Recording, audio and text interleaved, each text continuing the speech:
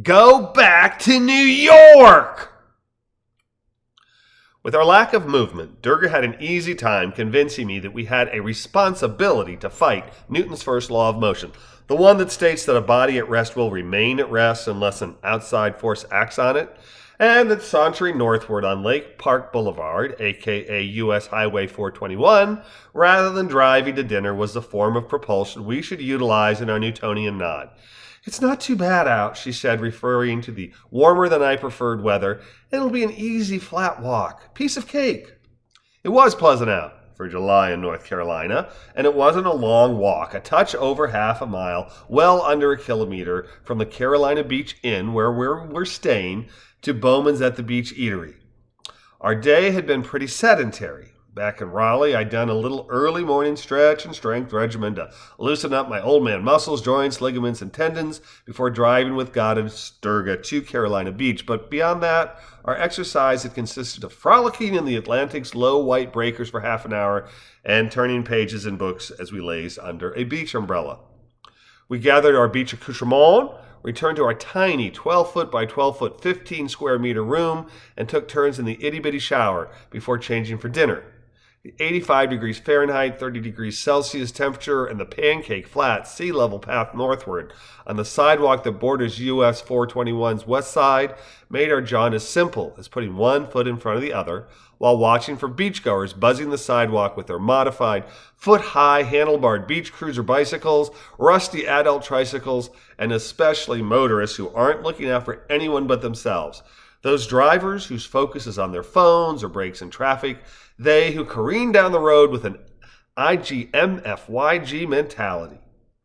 As experienced walkers and joggers, we know that right-of-way is a fluid thing, that though drivers are required by law to yield to us as we walk along the road, most, are distracted, and thus we act accordingly.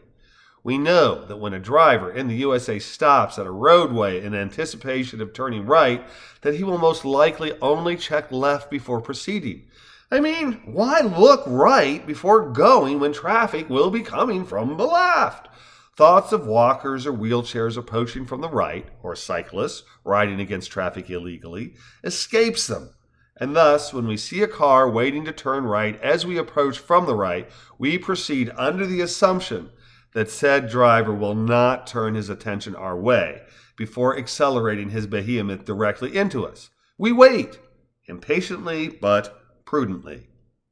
And so we did for the first driver we encountered, who sat and waited to turn right, the driver whose vehicle borrowed the sidewalk, the one who did not glance to the right before turning right. Though we are in no hurry, this behavior piques my ire. My irritated reaction, though righteous, is childish, and when we encounter a shiny new Escalade whose driver has blocked the sidewalk as she waits to turn left, I shake my head in disgust. Left? She's turning left. Well, surely our driver will look left and right before crossing into the 4 lanes of a U.S. highway. My certainty erodes as we approach and never see her gaze waver from left to right. She's got to look both ways before turning left, right? I ask my beloved. Seems not, as she does not. We have every right to step in front of her SUV and make her wait. We have, literally, right of way. We have that right, but we also have common sense. So rather than walking in front of her vehicle, we squeeze behind, and as we do, I shout, "You weren't even going to look, were you?" The woman hits her accelerator hard, sending small pebbles flying, and as she pulls into traffic, she lowers a window and screams something unintelligible, which she immediately augments with, "Go back to New York!" Her refined Southern sensibilities soiled. I have challenged her sense of privilege, and in response to my challenge, she acts out, using the most horrific labels she can on we unrefined interlopers. I respond in kind, thrusting my right arm as high into the air as I'm able and extending my middle finger to its highest above sea level vantage.